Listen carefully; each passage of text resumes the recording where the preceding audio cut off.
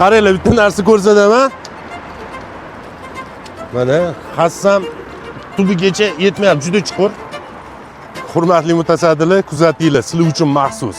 Hozir Cho'ponota ko'chasi bo'yida joylashgan Malika mehmonxonasi yaqinidagi mana piyodalar svetoforli yonidaman va bu yerdan piyodalar o'tishi uchun mana bu svetoforni mana shu yerda tugmasini bosish kerak. Lekin mana bu yerda noqulaylik, chuqurlik bor.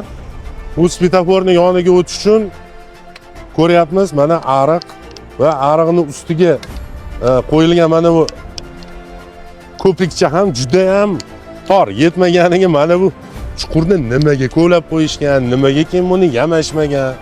Mana bu yerdan o'tib, mashina yo'liga o'tib, keyin ariqdan o'tib, svetoforni bosib, keyin yo'ldan o'tish kerak bo'lyapti. Uni ustiga bu svetofor gapiruvchi svetofor hisoblanardi, lekin bir necha oydan beri bu svetofor ham gapirmay qo'ydi. Bunga hech kim e'tibor bermayapti. Bu ko'lab qo'yilganiga juda ham ancha vaqtli bo'ldi.